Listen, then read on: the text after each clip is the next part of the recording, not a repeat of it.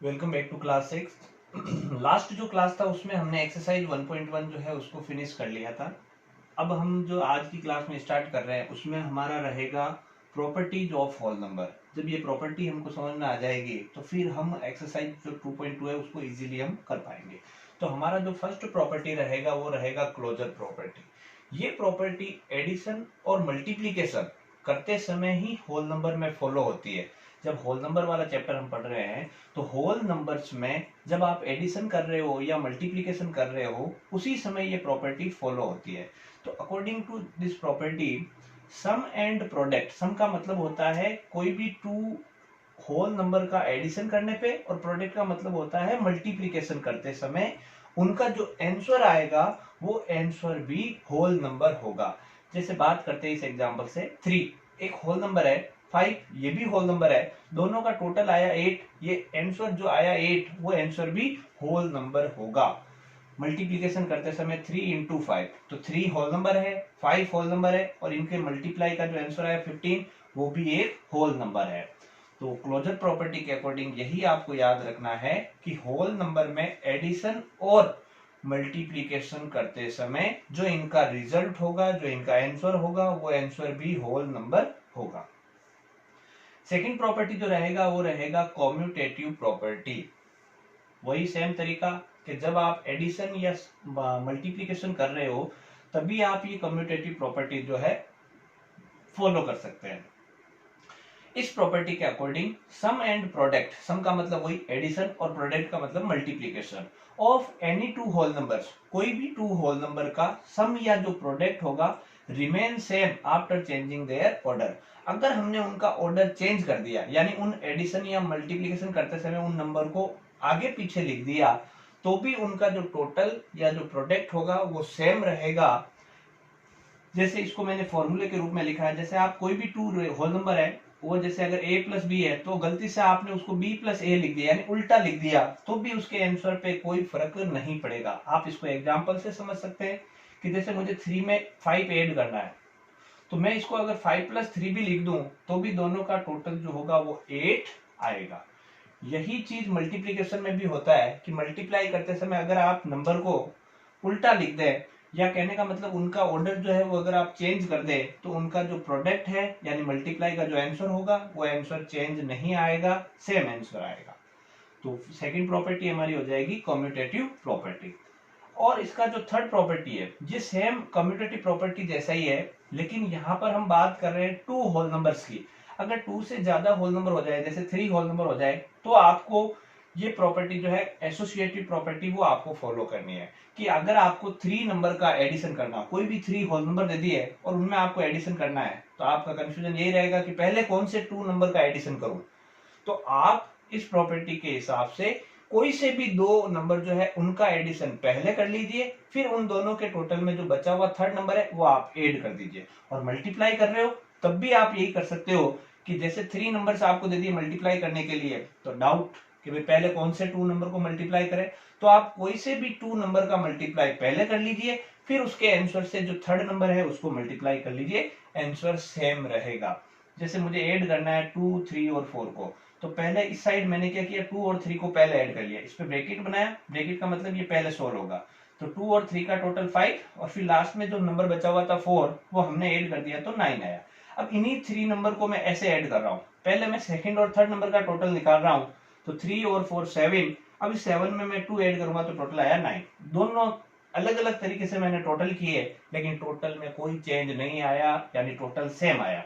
Multiply करते समय भी यही है कि जैसे मेरे को ये 3 नंबर मल्टीप्लाई करने थे 2, 3 और 4, तो इसको मैं जैसे पहले 2 और 3 का मल्टीप्लाई किया, तो 2 3 6 और 4 का 4, और सेकंड जो रहेगा उसमें मैंने 3 और 4 का पहले मल्टीप्लाई कर लिया, यानी 3 4 12, 12 को 2 से मल्टीप्लाई किया। यानी दोनों ही कंडीशन में, यानी दो अलग अलग तरीके से मैंने एडिशन और मल्टीप्लीकेशन किया, लेकिन दोनों ही कंडीशन में मुझे आंसर सेम मिला। तो ये हमारा एसोसिएटिव प्रॉपर्टी। अब इसकी एक लास्ट जो प्रॉपर्टी है वो प्रॉपर्टी रहेगी आपके डिस्ट्रीब्यूटिव प्रॉपर्टी। फिर कंप्लीट है प्रॉपर्टी, फिर हम एक्सरसाइज स्टार्ट करेंगे।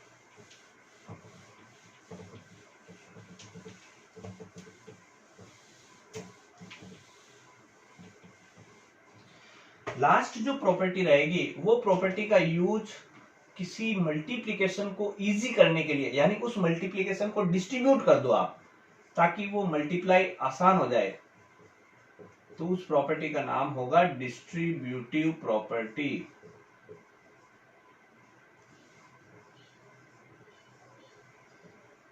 इस प्रॉपर्टी का यूज मल्टीप्लिकेशन में करेंगे उस मल्टीप्लिकेशन को इजी करने के लिए। तो इसमें दो फॉर्मूले रहेंगे आपके।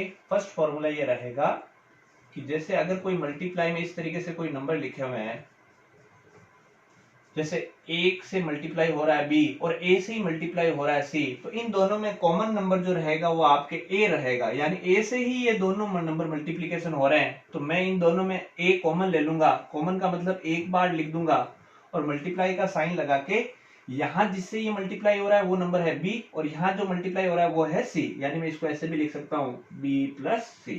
और ये मल्टीप्लीकेशन माइनस में भी आ सकता है, जैसे a multiply b minus a multiply c, दोनों में कॉमन जो है वो आपके a है, तो मैं कॉमन जो है उसको ब्रैकेट के बाहर और ब्रैकेट के अंदर यहां से b माइनस c। तो ये दो फॉर्मूले आप डिस्ट्रीब्यूटिव प्रॉपर्टी में ध्यान रखेंगे। इस प्रॉपर्टी का यूज जब हम एक्सरसाइज में क्वेश्चन करेंगे तो उस समय आपको अच्छे से समझ में आएगा, क्योंकि इस प्रॉपर्टी से हम मल्टीप्लिकेशन को इजी करने के लिए यानी आसान करने के लिए करेंगे। तो ये सारी जो कंप्लीट फॉर प्रॉपर्टीज है वो अपनी कंप्लीट हुई। अब एक्सरसाइज जो हमारा 2.2 है उसको हम स्टार्ट कर रहे हैं, और इस एक्सरसाइज में हमको जो ये अभी 4 प्रॉपर्टी जो हमने डिस्कस की है उनका हमको यूज करना है। First question exercise 2.2।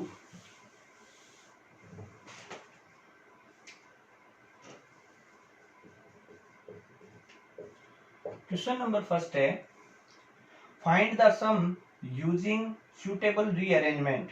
क्योंकि आपको बताया था एडिशन करते समय नंबर को हम आगे पीछे कहीं पर भी लिख सकते हैं, तो अपन को क्या करना है, टोटल निकालना, लेकिन टोटल आप नंबर को रीअरेंज करके यानी आगे पीछे लिखकर करेंगे और एडिशन इस हिसाब से करेंगे कि आपका जो टोटल है वो आसानी से निकल जाए और आपके कोई गलत आंसर भी नहीं आए, यानी आंसर सेम रहे। वैसे तो आप कैसे भी आप ऐड करो टोटल तो सेम ही आना है, लेकिन हम इस एडिशन को इजी करेंगे। तो आप देखेंगे कि इसका लास्ट डिजिट यहाँ पे 7 है और इसका लास्ट डिजिट यहाँ पर 8 है, तो 7 का जो कंपोजिट नंबर, जैसे लास्ट क्लास में आपने पढ़ा था, इसका जो परम मित्र अंक है, क्योंकि लास्ट में 7 है, तो 7 में ऐसा नंबर आप ऐड करो पहले कि जिनको ऐड करने पर मुझे 10 मिल जाए, या कह सकता हूं 0 लास्ट में आ जाए, तो आप इसके साथ में इसका जोड़ा बनाएंगे, क्योंकि इसके पीछे तो 8 है, 7 और 8 का टोटल करने पर 0 मुझे नहीं मिलेगा। लेकिन अगर मैं इस 7 के साथ में इसको ऐड करूं तो मुझे इसमें 0 पहले मिल जाएगा। तो हम क्या करेंगे, फर्स्ट और थर्ड नंबर का टोटल पहले करेंगे। और आपको बताया भी था एसोसिएटिव प्रॉपर्टी में कि एडिशन करते समय आप कोई से भी दो नंबर का टोटल पहले कर सकते हो। तो ऐसे लिखेंगे अपन 837 प्लस 363, यानी इनका टोटल पहले करेंगे और फिर इसके आंसर में आप इस नंबर को जो से बीच में नंबर है 208 उसका टोटल करेंगे। तो इन दोनों को ऐड करने पर देखो 7 और 3 10, 10 का 0 1 कैरी, 3 और 1 4, 4 और 6 10, 10 का 0 1 कैरी, 8 और 1 9, 9 और 3 12, यानी इनका टोटल करने पर देखो मुझे 0 वाला नंबर मिल गया, यानी 1200 मिल गया। अब इस टोटल में आप ऐड कर सकते हो 208 को। देखो हमने जब इन दोनों को ही पहले ऐड किया तो मुझे ऐसा नंबर मिल गया जिससे ये एडिशन अब आसान हो गया। इन दोनों का टोटल करने पर देखो ये 1200 है और ये 208 है, तो दोनों का टोटल करने पर 1408 हो जाएगा। तो कोई भी प्रॉपर्टी का यूज हम इस टारगेट से करेंगे कि जो हम एडिशन कर रहे हैं तो एडिशन, मल्टीप्लिकेशन, सब्ट्रैक्शन जो भी प्रोसेस कर रहे हैं वो हमारे लिए आसान हो जाए। अब इसका जो सेकंड है उसमें भी आपको एडिशन करना है, जैसे 1962 प्लस 453। अभी मैंने जो परम मित्र बताया उस कॉन्सेप्ट दिमाग में रखेंगे आप। 1538 प्लस 647, तो इसमें किसके साथ कौन सा ग्रुप जोड़ा बनाएगा वो आप ध्यान रखेंगे। तो इसके लास्ट में 2 है, तो 2 का परम मित्र होता है 8, 2 का परम मित्र होता है 8, यानी मैं इस नंबर के साथ ऐड करूंगा इसको। और यहाँ इधर लास्ट में 3 है और इधर 7 है, तो 3 का जो पार्टनर होता है वो 7 होता है, या कह सकते हैं 3 का परम मित्र 7 होता है। तो जिसका मैंने ग्रुप बनाया है उनका टोटल हम साथ में करेंगे। तो हम इसमें एडिशन स्टार्ट कर रहे हैं। तो 1962 इसके साथ में ऐड करना है 1538 को, और जो 453 है इसके साथ में एडिशन करना है 647 का। इन दोनों का एडिशन करना है। देखो 2 और 8 10, 10 का 0 1 कैरी, 6 और 1 7 और 3 10, 10 का 0 1 कैरी, 9 और 1 10, 10 और 5 15, 15 का 5 1 कैरी, 1 और 1 2 और 1 3, यानी इनका एडिशन करने पर आएगा 3500 प्लस इनका टोटल करेंगे। देखो यहाँ 3 है और यहाँ 7 है, तो 3 और 7 10, 10 का 0 1 कैरी, 5 और 1 6, 6 और 4 10, 10 का 0 1 कैरी, 4 और 1 5, 5 और 6 11, यानी इनका एडिशन करने पर मुझे मिला 1100।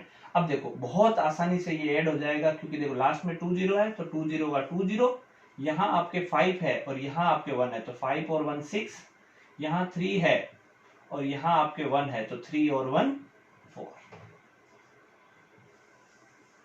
तो ये प्रॉपर्टी हम क्यों अप्लाई किए, फिर बोल रहा हूं, उसमें आप यही ध्यान रखेंगे, प्रॉपर्टी इसीलिए अप्लाई किया जाता है कि कोई भी जो आप एडिशन कर रहे हैं, तो एडिशन मल्टीप्लाई जो भी प्रोसेस करें वो प्रोसेस आपके लिए आसान हो जाए।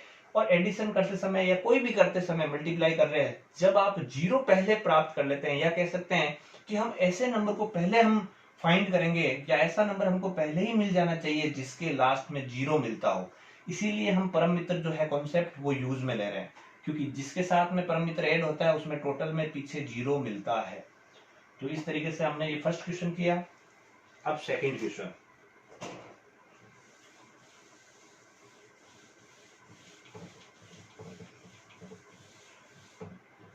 सेकंड क्वेश्चन में रहेगा आपके मल्टीप्लिकेशन।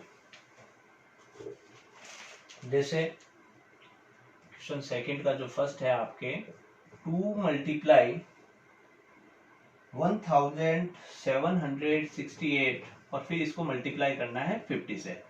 तो आप मल्टीप्लाई करते समय ये ध्यान रखो कि पहले आप ऐसे नंबर्स को मल्टीप्लाई करो जिनको मल्टीप्लाई करने पर आपको जीरो वाला नंबर मिल जाता हो।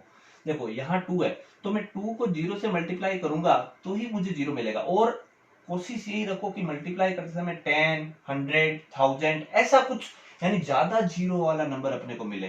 तो यहाँ लास्ट में 50 है और यहाँ 2 है, अगर मैं 50 को 2 से मल्टीप्लाई पहले कर देता हूं तो 52 जा 100 हो जाता है, और फिर 100 होने के बाद में आप इससे मल्टीप्लाई करोगे तो वो बहुत आसान हो जाएगा।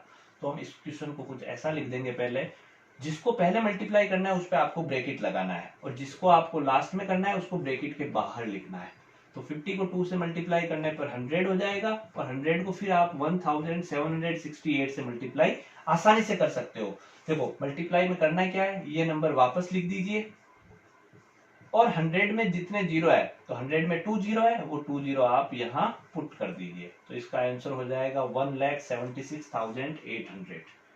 इसका जो सेकंड क्वेश्चन है 4 मल्टीप्लाई 166 मल्टीप्लाई 25, इसमें भी वही काम, 4 और 25 का मल्टीप्लाई पहले करेंगे, क्योंकि 25 को 4 से मल्टीप्लाई करने पर 100 मिल जाएगा, फिर हम 166 से आसानी से मल्टीप्लाई कर लेंगे। 25 4 जा 100 और इसको मल्टीप्लाई 166 से, तो मल्टीप्लाई करने का मतलब ये 166 वापस लिख लीजिए, और 100 वाले ये जो 2 जीरो है वो 2 जीरो यहाँ अप्लाई कर दीजिए। तो 16,600 इसका आंसर आ जाएगा। सी क्वेश्चन जो रहेगा इसमें 8 मल्टीप्लाई 291 मल्टीप्लाई 125, इसमें आप 8 से अगर 125 को मल्टीप्लाई करते हैं तो आपको 1000 मिल जाएगा, और फिर आप 291 से इजीली मल्टीप्लाई कर पाएंगे। तो 8 मल्टीप्लाई 125 और फिर मल्टीप्लाई करेंगे 291 से, इन दोनों को मल्टीप्लाई करने पर आएगा 1000, और फिर इसको मल्टीप्लाई करना है 291 से। तो 291 का 291 और ये 1000 के 3 जीरो पीछे लगा देंगे।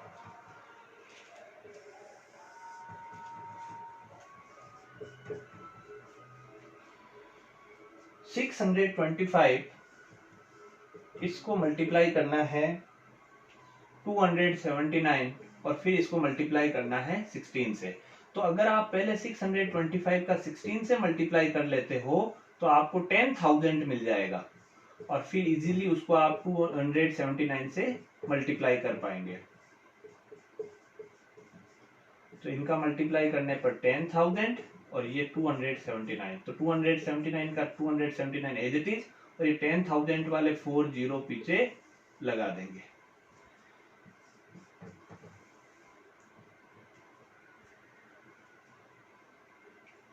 नेक्स्ट है फिर 285, इसको मल्टीप्लाई करेंगे 5 इंटू 60 से। तो इसमें आप क्या करेंगे, सबसे पहले इन दोनों का मल्टीप्लाई कर लेंगे, क्योंकि इन दोनों को मल्टीप्लाई करने पर हमको जीरो वाला नंबर यानी 300 मिल जाएगा, और इससे हम 285 का इजीली मल्टीप्लाई कर पाएंगे। तो देखो ये 285 एज इट इज, इनका मल्टीप्लाई मैं पहले कर रहा हूं, तो इनको मल्टीप्लाई करने पर क्या होगा, 60 को 5 से मल्टीप्लाई करने पर 300 होगा। अब इसके बाद में आप एक तरीका तो ये है कि सिर्फ 3 से आप इस नंबर को मल्टीप्लाई करके पीछे 20 लगा दो, तो ये 20 जो है वो 20 एज इट इज। अब सिर्फ 3 से मल्टीप्लाई कर रहा हूं मैं इसको, 3 5 जा 15, 3 8 जा 24 और 1 25, 3 2 जा 6 और 2 8।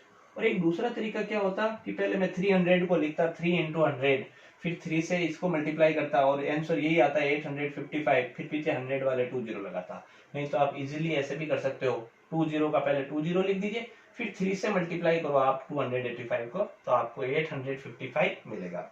अब इसका जो लास्ट है 125 जो है, इसको मल्टीप्लाई करना है 40 इंटू 8 इंटू 25 से।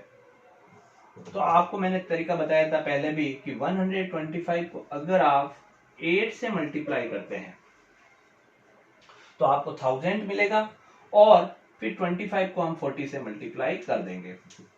तो 125 का मल्टीप्लाई करना है 8 से, और 40 का मल्टीप्लाई करना है 25 से। तो इन दोनों को मल्टीप्लाई करने पर आएगा 1000, और इन दोनों को मल्टीप्लाई करने पर भी आएगा 1000। और 1000 का 1000 से मल्टीप्लाई का मतलब है 1 इंटू 1 करने पर 1, और पीछे टोटल जीरो कितना हो जाएंगे, 3 और 3 6, यानी 1 2 3 4 5 6। ये इसका फाइनल आंसर होगा। तो आज की जो क्लास है उसमें हमने जो कंप्लीट होल नंबर की जो प्रॉपर्टीज है, जिसमें हमने closure property, commutative property, associative property, distributive property, उन प्रॉपर्टीज के बारे में सीखा, और फिर उन प्रॉपर्टीज का यूज करके हमने एडिशन और मल्टीप्लिकेशन में उन प्रॉपर्टीज का यूज कैसे करते हैं उनको हमने सीखा। यानी इस एक्सरसाइज में 2.2 में क्वेश्चन नंबर 2 तक हमारा कंप्लीट है। अब जो नेक्स्ट क्लास होगा उसमें हम इसके जो रिमेनिंग जो क्वेश्चन है उसको और नेक्स्ट एक्सरसाइज जो है उसको डिस्कस करेंगे। Thank you.